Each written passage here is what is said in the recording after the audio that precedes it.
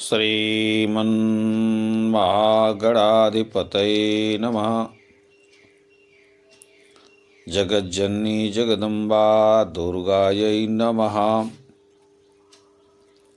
ॐ ऐं ह्रीं क्लीं चामुण्डायै विच्चै। अथ श्रीमद्देवी भागवत महात्म्ये चतुर्थोऽध्यायः। सूत उवाच। इति श्रुत्वा कथां दिव्यां विचित्रां कुम्भसम्भवः शुश्रूष पुनराहेदं विशाखं विनयान्वितः। अगस्त्य उवाच। देवसेनापते देव विचित्रेऽयं श्रुता कथा पुनरन्यच्च माहात्म्यं वद भागवतस्य मे। स्कन्द उवाच। मित्रावरुणसम्भूता मुने शृणु कथयामिमां यत्र एकदेशमहिमा प्रोक्तो भागवतस्य वै। वर्ण्यते धर्मविस्तारो गायत्रीमधिकृत्य च गायत्र्या महिमा यत्र तद् भागवतमिष्यते। भगवत्या इदं यस्मात् तस्मात् भागवतं विदुः। ब्रह्म विष्णु शिवाराध्या परा भगवती हि सा। ऋद्वागिति विख्यातो मुनिरासीन् महामतिः। तस्य पुत्रोऽभवत् काले गण्डान्ते पौषणभान्तिके। स तस्य जातकर्मादि क्रियाश्चक्रे यथाविधि चूडोपनयनादींश्च संस्कारानपि सोऽकरोत्। अतारभ्य जातोऽसौ पुत्रस्तस्य महात्मनः। तदेवाथ स मुनिः शोकरोगाकुलोऽभवत्।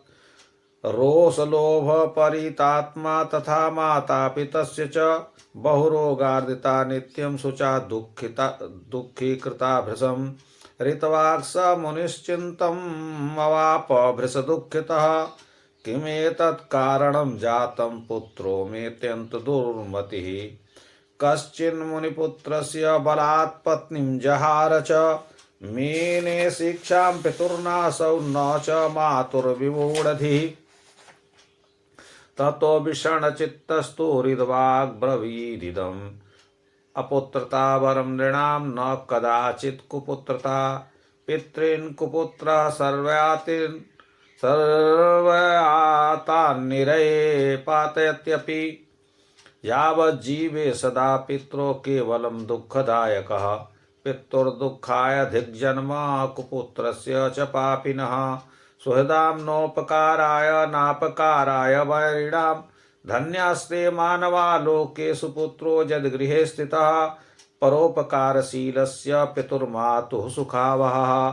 कुपुत्रेण कुलं नष्टं कुपुत्रेण हतं यशः। कुपुत्रेणेह चामुत्र दुःखं निरययातनाः। कुपुत्रेणान्वयो नष्टो जन्म नष्टं कुभार्यया। कुभोजनेन दिवसः कुमित्रेण सुखं कृतः। स्कन्द उवाच। एवं दुष्टस्य पुत्रस्य दुष्टैराचारणैर्मुनिः तप्यमानो निशं काले गत्वा गर्गमपृच्छत। ऋत्वाग् उवाच। भगवंस्त्वामहं प्रष्टुमिच्छामि वद तत्प्रभो। ज्योतिषशास्त्रस्य चाचार्य पुत्रदौशील्यकारणम्। गुरुशुश्रया वेदा अधीता विधिवन्मया। ब्रह्मचारी व्रतं तीर्त्वा विवाहो विधिवत् कृतः। भार्या स गार्हस्थ्य धर्मश्चानुष्ठितो निशम्। पंचयज्ञ विधानं च मया कारी यथाविधि। नरकाद्बिभ्यता विप्र न तु कामसुखेक्षया। गर्भाधानं च विधिवत् पुत्रप्राप्त्यै मया कृतम्। पुत्रोऽयं मम दोषेण मातुदोषेण वा मुने। जातो दुःखावह पितृदोषीलो बन्धुशोकदः। एतन्निशम्य वचनं गर्गाचार्यो मुनिस्तदा। विचार्य सर्वं तद्हेतुं ज्योतिर्वेद्वाचमब्रवीत्। गर्गुवाच। मुने नैवापराधस्ते न मातुर्न कुलस्य च। रेवत्यन्तं तु गण्डान्तं पुत्रदौशील्यकारणम्। दुष्टे काले जतो जन्म पुत्रस्य तव भो मुने। तेनैव तव दुःखाय नान्यो हेतुर्मनागपि। तद्दुःखशान्तये ब्रह्मन् जगतां मातरं शिवां समाराध्य यत्नेन दुर्गां दुर्गार्तिनाशिनीं गर्गस्य वचनं श्रुत्वा ऋत्वा क्रोधमूर्छितः रेवतीं तु सशापासौ व्योम्नः पततु रेवती दत्ते शापे तु तेनाथ पूष्णोभञ्च पपातखात् कुमुदाद्रौ भासमानं सर्वलोकस्य पश्यतः ख्यातो रैवतकश्चाभूत् तत्पातात् कुमुदाचलः अतीव रमणीयश्च तथा प्रभृतिसोऽप्यभूत् तत्त्वा शापं च रेवत्यै गर्गोक्तविधिना मुनिः समाराध्य अम्बिकां देवीं सुखसौभाग्यभागभूत् स्कन्दोवाच रेवत्यर्क्षस्य यत् तेजस्तस्मात् जाता तु कन्यका रूपेणा प्रतिमा लोके द्वितीया श्रीरिवाभवत् अथ तां प्रमुचः कन्यां रेवती कान्तिसम्भवां दृष्ट्वा नाम चकारास्या रेवतीति मुदान्वितः निन्नेथ स्वाश्रमे चैनां पोषयामास धर्मतः ब्रह्मर्षिः प्रमुचो नाम कुमुदाद्रौ सुतामिव अथ कालेन च प्रौढां दृष्ट्वा तां रूपशालिनीं स मुनिश्चिन्तयामास कोऽस्या योग्यो वरो भवेत् बहुधान्वेषयन् तस्या नाससादोचितं पतिं ततो अग्निशालां संविश्य मुनितुष्टावपावकं कन्यावरं तदा संसत् प्रीतस्तमपि हव्यवाट् धर्मिष्ठो बलवान् वीरः प्रियवाग पराजितः दुर्दमो भविता भर्ता मुनिष्याः पृथिवीपतिः इति श्रुत्वा वचो वह्ने प्रसन्नो भून्मुनिस्तदा दैवादाखेटकव्याजात तत्क्षणादागतो नृपः दुर्दमो नाम मेधावी तस्याश्रमं पदं मुनेः पुत्रो विक्रमशीलस्य बलवान् वीर्यवत्तरः कालिन्दी जठरे जातः प्रियव्रतकुलोद्भवः मुनेराश्रममाविश्य तमदृष्ट्वा महामुनिम् आमन्त्रितां प्रिये चेति रेवतीं पृष्टवान् नृपः राजोवाच महर्षि भगवानस्मात् आश्रमात् क्व गतः प्रिये तत्पादौ द्रष्टुमिच्छामि बदकल्याणि तत्त्वतः कन्योवाच अग्निशालामुपगतो महाराज महान् मुनिः निश्चक्रामाश्रमात् तूर्णं राजाप्यकारणेन तद्वचः अथाग्निशालाद् द्वारस्थं राजानं दुर्दमं मुनिम् राजलक्षण संयुक्तमपश्यत् प्रश्रयानतं प्रणनाम च तं राजा मुनिः शिष्यमुवाच गौतमानीयतामर्घ्यम् अर्घ्ययोग्योऽस्ति भूपतिः आगतश्चिरकालेन जामातेति विशेषतः इत्युक्त्वार्घं ददौ तस्मै सोऽपि जग्राह चिन्तयन् मुनिरासनमासीनं गृहीतार्घं च भूपतिम् आशीर्भिरभिनन्द्याथ कुशलं चाप्यपृच्छत अपि तेनामयं राजन् भले कोशे सुहृत्सु च भृत्यमात्ते पुरे देशे तथात्मनि जनाधिप भार्यास्ते कुशलिनी जता सात्रैव तिष्ठति अतो न पृच्छाम्यस्यास्ते चान्यासां कुशलं वद राजोवाच भगवन् त्वत्प्रसादेन सर्वत्रानामयं मम एतत् कुतूहलं ब्रह्मन्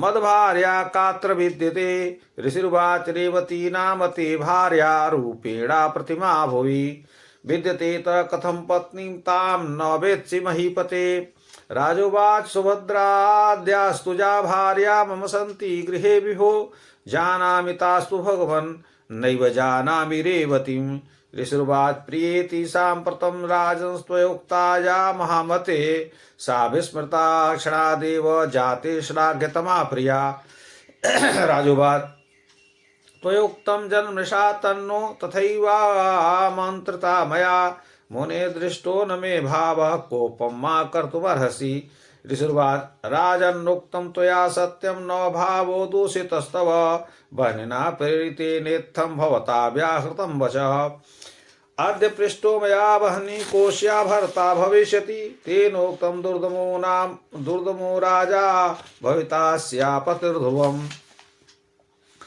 तदा दस्व मया दत्तामिमां कन्या महीपते प्रीत्या मन्त्रता पूर्वं मा विचारं कुरु शुभो श्रुत्वैतत्सुभवत्तुष्टिं चिन्तयन् मुनिभासितं वैवाहिकं विधिं तस्य मुनिः कर्तुं समुद्यतः अथोद्यतं विवाहाय दृष्ट्वा कन्या ब्रवीन् मुनिं रेवत्यर्षे विवाहो मेतात कर्तुत्वमर्हसि ऋषिर्वाच वत्से विवाह योग्यानि सन्त्यन्य रक्षाणि भूरिश रेवत्यां कथमुद्वाह पौष्णभं न दिवि स्थितम् कन्योवाच रेवत्यर्षं विना कालो मोद्बाहोचितो न हि अतः सम्प्रार्थयामि तद्विवाहं पौषभे कुरु ऋषिर्वाच ऋतवान् मुनिना पूर्वं रेवतीभं निपातितं भान्तरे चन्नते प्रीतिर्विवाह स्यात् कथं तव कन्योवाच तपः किं तप्तवानेकऋतवागेव केवलं भवता किं तपो नेदृक् तप्तं वाक्कायमानसैः जगत्स्रष्टुं समर्थस्त्वं वेद्यहं ते तपोबलं रेवत्यरिषं दिवि स्थाप्य ममोद्वाहं पितः कुरु ऋषिर्वाच एवं भवतु भद्रं तेजथैव त्वं ब्रवीहि मां त्वत्कृते सोमार्गेऽहं स्थाप्यामद्य पौषणभम् स्कन्दवाच एवमुक्त्वा मुनिर्तूष्णं तूर्णं पौषणभं स्वतपोबलात् यथा पूर्वं तथा चक्रे सोमार्गे घटोद्भवा रेवती नाम्नि नक्षत्रे विवाह विधिना मुनिः रेवतीं प्रददौ राज्ञे दुर्दमाय महात्मने कृत्वा विवाहं कन्याया मुनिराजानमब्रवीत् किं ते अभिलषितं वीर वद तत्पूरयाम्यहम् राजोवाच मुनो स्वायंभुवस्याहं वंशे जातोऽस्मि ते हे मुने मन्वन्तराधिपं पुत्रं त्वत्प्रसादाच्च कामये मुनिरुवाच यद्येषा कामना तेष्टि देव्याराधनं कुरु भविष्यत्येव ते पुत्रो मन्वन्तराधिपः देवी भागवतं नाम पुराणं जत्तु पंचमं पंचकृत्वस्तो तच्छ्रुत्वा लप्स्यसेऽभिमतं सुतं रेवत्यां रैवतो नाम पंचमो भविता मनुः वेदवेक्शास्त्रतत्त्वज्ञो धर्मवान् पराजितः इत्युक्तो मुनिना राजा प्रणम्य मोदितो मुनिं भार्या स मेधावी जगाम नगरं निजं पितृपैतामहं राज्यं चकार स महामतिः पालयामास धर्मात्मा प्रजापुत्रानि वौरसान् एकदा लोमसो नाम महात्मा मुनिरागतः प्रणिपत्य तमभ्यर्च्य प्राञ्जलिश्चाब्रवीन् मुनिः राजोवाच भगवंस्त्वत्प्रसादेन श्रोतुमिच्छामि भो मुने देवी भागवतं नाम पुराणं पुत्रलिप्सया श्रुत्वा वाचं प्रजाभर्तुः प्रीतः प्रोवाच लोमसः धन्योऽसि राजंस्ते भक्तिर्जाता त्रैलोक्यमातरी सुरासुरनराराध्या या परा जगदम्बिका तस्यां चेत् भक्तिरुत्पन्ना कार्यसिद्धिर्भविष्यति अतस्त्वां श्रावयिष्यामि श्रीमद्भागवतं नृप यस्य श्रवणमात्रेण न किञ्चिदपि दुर्लभम् इत्युक्त्वा सुदने ब्रह्मन् कथामारभ्यथा करोत् पञ्चकृत्वा शुश्राव विधिवद्भार्यया सह समाप्ति दिवसे राजा पुराणं च मुनिं तथा पूजयामास धर्मात्मा मुदा परमयायुतः हुत्वा नवानमन्त्रेण भोजयित्वा कुमारिका बड़वांश्च सपत्नीकान् दक्षिणाभिरतोषयत अथ कालेन कियता भगवत्या प्रसादता गर्भं दधार साराज्ञी लोककल्याणकारकम् पुण्येथ समये प्राप्ते ग्रहे सुस्थान संगतैः सर्वमंगलसंपन्ने रेवती शुशुवे सुतं श्रुत्वा पुत्रस्य जननं स्नात्वा राजा मुदान्वितः स सुवर्णाम्भसा चक्रे जातकर्मादिका क्रियाः यथाविधि च दानानि दत्त्वा विप्रानतोषयत कृतोपनयनं राजा साङ्गान् वेदान् पाठयत् सर्ववेद्या निधर जातो धर्मिष्ठोस्त्रविदाम्बरः धर्मस्य वक्ता कर्ता च रैवतो नाम वीर्यवान् नियुक्तवानथ ब्रह्मा रैवतं मानवे पदे मन्वन्तराधिप श्रीमान् गांससास स धर्मतः इत्थं दिव्या प्रभावोऽयं संक्षेपेणोपवर्णितः पुराणस्य च माहात्म्यं को वक्तुं विस्तराक्षमः श्रुतवाच कुम्भजो निस्तुमाहात्म्यं विधिं भागवतस्य च श्रुत्वा कुमारं चाभ्यर्च्य स्वाश्रमं पुनराजौ इदं मया भागवतस्य विप्रा माहात्म्यमुक्तं भवतां समक्षं शृणोति भक्त्या पठतीह भोगान् भुक्त्वाखिलान् मुक्तिमुपैति चान्ते। इस स्कंद पुराणे मानस खंडे श्रीमद्देवी भागवत महात्म्ये रैवत नामक मनुपुत्रोत्पत्ति वर्णनम नाम चतुर्थोऽध्यायः। अथ हिंदी अनुवाद। सूत जी बोले, इस अलौकिक एवं विचित्र कथा को सुनकर आप अगस्त जी ने बड़ी विनम्रता पूर्वक भगवान कार्तिकेय जी से कहा। अगस्त जी बोले, हे भगवान, मैंने विचित्र कथा सुनी, अब देवी भागवत महात्म का दूसरा प्रकरण कहें। तब कार्तिकेय जी बोले, हे मित्रा वरुण से उत्पन्न होने वाले ऋषिवर अगस्त जी, जिस एक अंश में भागवत की महिमा कही गई हो, धर्म का विशद वर्णन किया गया हो और गायत्री का प्रसंग आरंभ करके उसकी महिमा दिखाई गई हो, उसे भागवत के रूप में जानना चाहिए। यह पुराण देवी भगवती के महात्म से परिपूर्ण होने के कारण देवी भागवत कहा जाता है। वे परा भगवती ब्रह्मा विष्णु और महेश की आराध्या हैं। बहुत पहले एक ऋतवाक नामक मुनि विख्यात हुए थे। वो बुद्धि से संपन्न महात्मा रेवती नक्षत्र के अंतिम भाग में गंडांत योग में उनके यहाँ एक पुत्र उत्पन्न हुआ। उन्होंने उस पुत्र की जात कर्मादि क्रियाएं तथा चूड़ाकरण उपनयन आदि सारे संस्कार विधिपूर्वक किए। महात्मा ऋतवाक के यहाँ जब से यह पुत्र पैदा हुआ, तभी से उनके यहाँ मानो शोक की लहर फैल गई हो। खुद ऋतवाक मुनि रोगग्रस्त हो गए, उनकी पत्नी रोगग्रस्त हो गई। रोज प्रति एक न एक प्रकार से कष्ट आते रहते थे। सभी लोग दुखी हो गए। मुनि ऋतवाक अत्यंत दुखित थे, चिंतित भी थे। ऐसा क्या हो गया कि इस पुत्र के उत्पन्न होने के बाद से ही हम लोग पूरा परिवार कष्ट में पड़ा हुआ है। और तो अब जब वह तरुणावस्था को प्राप्त हुआ तो उसने किसी मुनि पुत्र की पत्नी को बलपूर्वक हरण कर लिया। उस दुर्बुद्धि की ऐसी क्रिया को देखकर अत्यंत व्यथित हो उठे और तब ऋतवाक मुनि ने कहा, कुपुत्र प्राप्ति से अच्छा है पुत्रहीन रह जाना। कुपुत्र स्वर्ग में गए हुए पिता को भी नरक में गिरा देता है। वह जब तक जीवित रहता है तब तक तो माता पिता को कष्ट देता ही है, स्वर्ग गए पिता को भी नरक में गिरा देता है। इसलिए माता पिता को कष्ट पहुंचाने वाले पापी पुत्र का जन्म होना धिक्कार है। ऐसा पुत्र मित्रों की भी मदद नहीं कर सकता और शत्रु का भी कुछ बिगाड़ नहीं सकता। संसार में वे मानव धन्य हैं जिनके घर में परोपकार करने वाला और माता पिता को सुख देने वाला पुत्र उत्पन्न हो।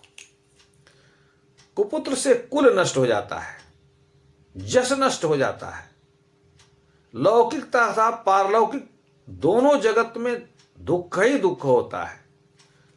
नरक की यातनाएं झेलनी पड़ती हैं।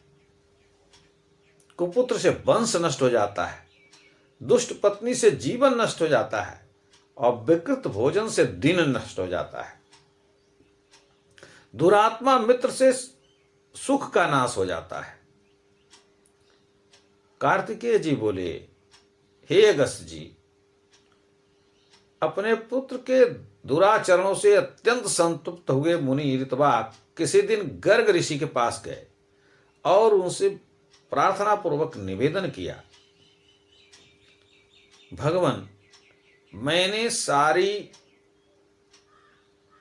ब्राह्मणोचित क्रियाएं विधि और विधान से करी है, गुरु की निरंतर सेवा करी है, वेद का अध्ययन भली प्रकार किया, ब्रह्मचर्य व्रत का पालन भी विधि पूर्वक किया है, अपनी भार्या के साथ विवाह करने के बाद गृहस्थ आश्रम का सदैव धर्मोचित पालन किया है, पंचयज्ञानुष्ठान किया है, नरक प्राप्ति से बचने के लिए कामना से नहीं, विषय भोग की इच्छा से नहीं, नरक से बचने के लिए मैंने पुत्र प्राप्ति हेतु गर्भाधान इत्यादि सारे संस्कार किए। लेकिन इस सब करने के बाद दुखदाई पुत्र प्राप्त हुआ। माता पिता के दुख को बढ़ाने वाला उद्दंड, बांधवों को पीड़ा पहुंचाने वाला ऐसा पुत्र प्राप्त हुआ। हमें कारण समझ में नहीं आ रहा है। हे ज्योतिष शास्त्र के जानने वाले परम आचार्य गर्गाचार्य जी, आप मुझे बताइए इसके कारण पर विचार करके कि यह माता के दोष से अथवा मुझ पिता के दोष से ऐसा हुआ है। तब गर्गाचार्य जी ने विचार करके कहा, हे मुने, यह आपका पुत्र न तो आपके दोष से और न ही माता के दोष से और न ही कुल के दोष से ऐसा हुआ है। इसका जन्म रेवती नक्षत्र के अंतिम भाग गंडांत योग में हुआ है।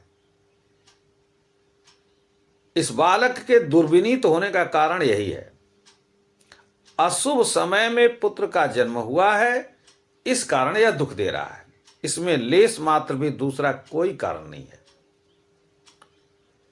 हे ब्राह्मण देवता, इस दुख की शांति के लिए आपको दुर्गा जी की आराधना करनी चाहिए, जो दुर्गति को नाशने वाली है।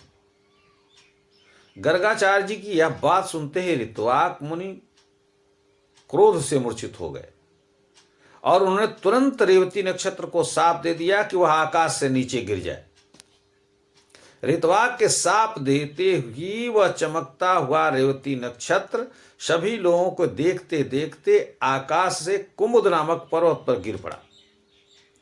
वह कुमुद पर्वत रेवती के गिरने के कारण रैवतक नाम से प्रसिद्ध हुआ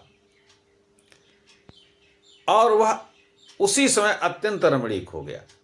रेवती को शाप देकर मुनि ऋत्वाक ने महर्षि गर्गाचार्य जी द्वारा बताए हुए विधान के अनुसार देवी भगवती की भली प्रकार आराधना की, सौभाग्य और सुख को प्राप्त किया।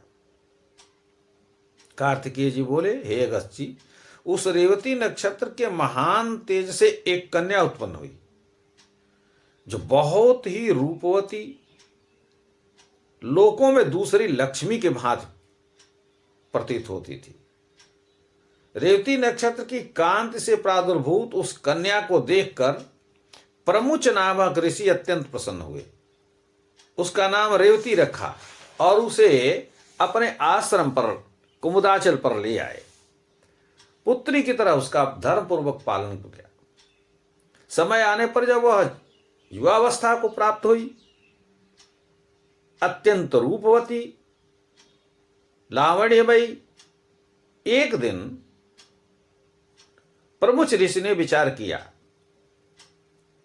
कि इस कन्या के योग्य वर कौन सा होगा। बहुत खोजने के बाद भी जब मुनि को उसके योग्य कोई वर नहीं मिला, तो एक दिन वे अग्निशाला में प्रवेश कर अग्नि देवता की स्तुति की और स्तुति गान करने पर जब अग्निदेव प्रसन्न हुए, तो उन्होंने अग्निदेव से कन्या के लिए वर के संबंध में पूछा। उन्होंने कहा, हे अग्निदेव, कन्या के पति धर्मपरायण, बलशाली, वीर, प्रिय भाषण करने वाले हों, अपराजेय हो, राजा हो, ऐसा वर हमें बताइए। प्रमुख ऋषि की यह बात सुनकर के अग्नि देवता बोले, संयोग से उसी समय शिकार खेलने के लिए दुर्दम नामक प्रभावशाली राजा उस आश्रम में पधार गए। उन्होंने बताया अग्नि देवता कि बस अभी इसी क्षण इस कन्या के योग्य वर आपके सम्मुख उपस्थित होने वाले हैं। बस क्या था, ठीक उसी समय उस आश्रम में आखेट के बहाने निकले हुए दुर्दम नामक राजा प्रमुच नामक ऋषि के आश्रम पर पहुंच गए। बलवान तथा अप्रतिम ओज से संपन्न थे। प्रियव्रत के वंशज राजा दुर्मद विक्रमशील के पुत्र थे और वे कालिंदी के गर्भ से उत्पन्न हुए थे। जब मुनि आश्रम में प्रवेश किए, मुनि के आश्रम में दुर्दम राजा प्रवेश किए, तो वहां उन्होंने प्रमुच नामक ऋषि को देखा नहीं, बल्कि वहां रेवती नामक कन्या ही थी। उसे देखकर अचानक दुर्दम ने कहा, प्रिय महर्षि कहाँ हैं? कहाँ गए हुए हैं? हे कल्याणी, मुझे सच सच बताओ, मैं उनके चरणों का दर्शन करना चाहता हूं। कन्या बोली, हे महाराज, महामुनि अग्निशाला में गए हुए हैं। राजा भी यह वचन सुनकर शीघ्रतापूर्वक आश्रम से बाहर निकले और जहां अग्नि देवता और प्रमुच जी विराजमान थे वहां पहुंचे। इसके बाद प्रमुच मुनि ने राज लक्षणों से संपन्न विनम्र राजा दुर्मद को अग्निशाला के द्वार पर देखा। उन्हें देखकर राजा ने प्रणाम किया और तब मुनि प्रमुच ने उस राजा से कहा, भगवान आप विश्राम करें। और उन्होंने अपने एक शिष्य से कहा कि अर्घ्य पाने योग्य इस राजा के लिए शीघ्र ही अर्घ्य की सामग्री ले आओ। बहुत खोजने के बाद आज ये यहां पधारे हैं। विशेष रूप से ये हमारे जमाता हैं। ऐसा कहकर मुनि ने राजा को अर्घ्य प्रदान किया और राजा विचार करने लगे कि अरे मुनिवर ऐसा क्यों कह रहे हैं कि ये मेरे जामाता हैं। बाद में राजा ने अर्घ्य ग्रहण करने के बाद आसन पर बैठ जाने के बाद मुनि प्रमुच के आशीर्वचनों को प्राप्त किया और तब मुनि ने उनके कुशल क्षेम पूछा। प्रमुच ने पूछा, हे राजन, आप स्वस्थ तो हैं? आपकी सेना, आपका कोष, बंधु बांधव, आपके नौकर चाकर, सचिव, नगर देश आदि सब कुशल से तो है? हे नरेश, आपकी भार्या तो यहीं विद्यमान है और वह कुशल है, इसलिए मैं उनके बारे में नहीं पूछ रहा हूं। आप अपनी अन्य स्त्रियों का कुशल बताइए। राजा बोले, हे भगवान, आपके कृपा प्रभाव से मेरी सर्वाधिक कुशलता है। हे ब्राह्मण, अब मेरी यह जिज्ञासा है कि मेरी कौन सी पत्नी यहां है, यह बताइए। तब ऋषि बोले, हे पृथ्वीपते, संसार में अप्रतिम लावण्य से संपन्न रेवती नामक आपकी पत्नी यहां है। क्या आप उन्हें जानते नहीं हैं? राजा बोले, हे प्रभु, सुभद्रा आदि मेरी पत्नियां तो घर पर ही हैं। मैं केवल उन्हीं को जानता हूं। रेवती का पता मुझे नहीं है। तब ऋषि बोले, हे महामते, हे राजन, इसी समय आप मेरे आश्रम पर गए थे और उसे प्रिय कह करके आपने संबोधन करके पूछा है। क्षण भर की बात भूल गए? तो राजा बोले, हे मुने, आपने जो कहा वह असत्य नहीं है, किंतु मैंने तो सामान्य रूप से ऐसे ही कह दिया है, इसमें मेरा कोई दूषित भाव नहीं था, अतः आप मेरे ऊपर क्रोध न करें। तब ऋषि बोले, हे राजन, आपका भाव दूषित नहीं था, अपितु आपने सत्य ही कहा था। अग्निदेव के द्वारा प्रेरित किए जाने पर ही आपने ऐसा कहा है।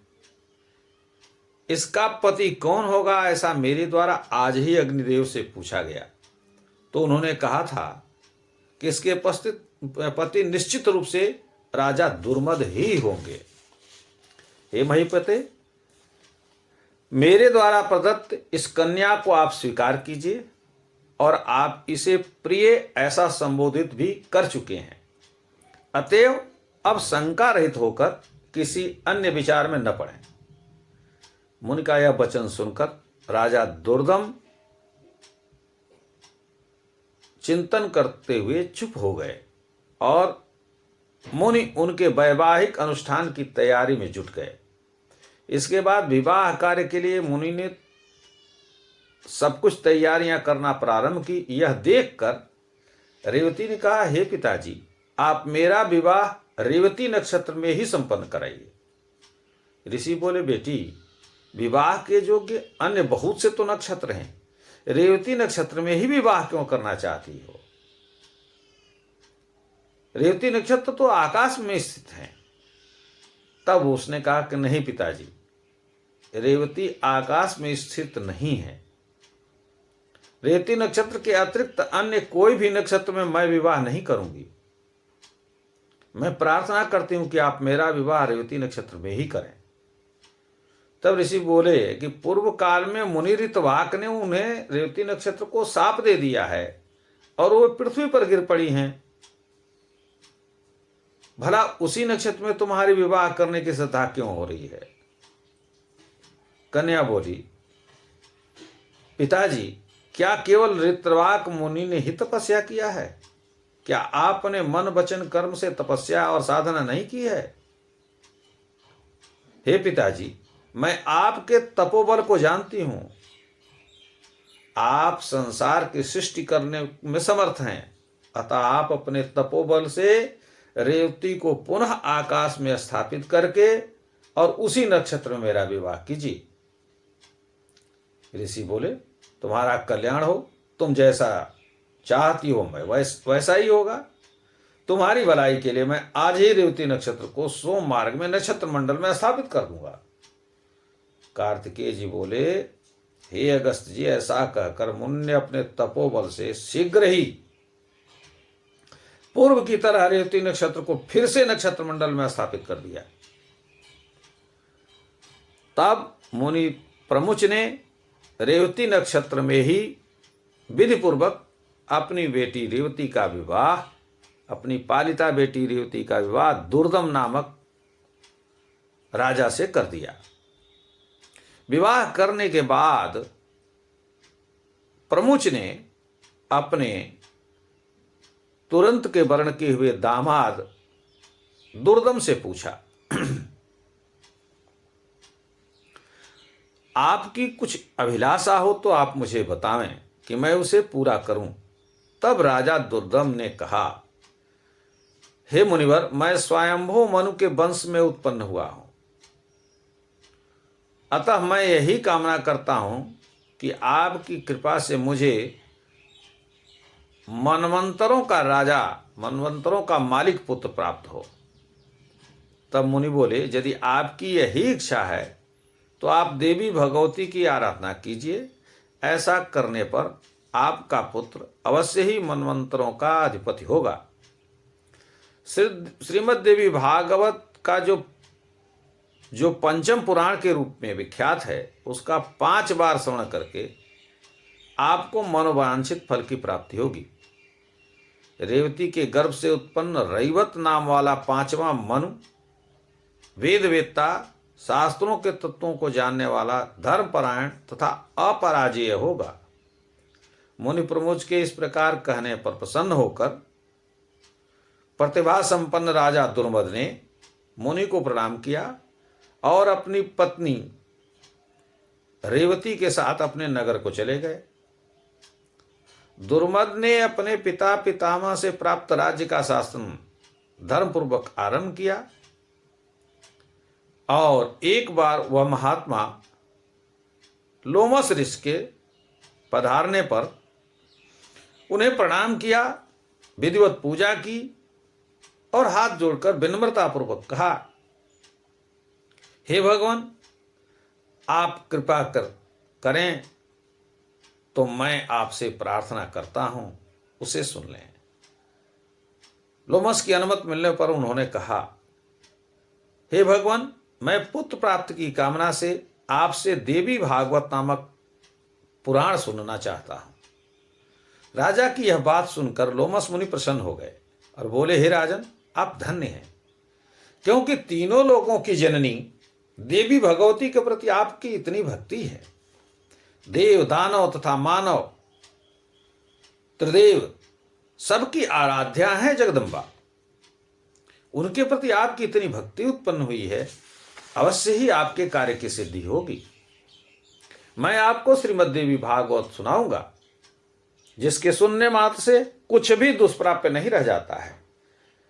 हे ब्राह्मण, ऐसा कहकर मुनि ने किसी शुभ दिन में कथा का आरंभ किया। अपनी पत्नी के साथ राजा दुर्दम ने 5 बार श्रीमद् देवी भागवत महापुराण का विधिवत श्रवण किया। कथा समाप्ति के दिन धर्मनिष्ठ राजा ने प्रसन्नतापूर्वक श्रीमद् देवी भागवत महापुराण की तथा लोमस ऋषि की पूजा की। राजा ने नवाण मंत्र से हवन करके कुमारी कन्याओं को भोजन कराया। ब्राह्मणों को भोजन कराने के बाद सपत्नी दक्षिणा दान कर उन्हें संतुष्ट किया और समय व्यतीत होने पर भगवती की कृपा से रेवती को कल्याणकारी गर्भ रहा। जिसके बाद जब समस्त ग्रह नक्षत्र अनुकूल हुए, सभी मांगलिक कृत संपन्न हो गए, ऐसे शुभ समय में रेवती ने पुत्र को जन्म दिया। पुत्र के जन्म का समाचार जानकर राजा दुर्दम अत्यंत प्रसन्न हुए और उन्होंने स्नान करके स्वर्ण कलश के जल से पुत्र का जात कर्मादि संस्कार संपन्न कराया। बाद में विधिपूर्वक दान देकर ब्राह्मणों को संतुष्ट किया। समय पर उस पुत्र का उपनयन संस्कार आदि सब कुछ किया। इस प्रकार राजा का वह रैवत नामक तेजस्वी पुत्र सारी विद्याओं का निधान, धर्मपरायण, अस्त्र विद्या में विशारद, धर्म का वक्ता, धर्म पालन करता हुआ, ब्रह्मा जी ने रैवत को मनुओं के पद पर नियुक्त किया और वे श्रीमान मनवंतराधिप के रूप में धर्मपूर्वक पृथ्वी का शासन करने लगे। इस प्रकार मैंने देवी भागवत के इस प्रभाव का संक्षिप्त रूप से वर्णन किया। श्रीमद् देवी भागवत पुराण के महात्म का विस्तार से वर्णन करने में कौन समर्थ हो सकता है।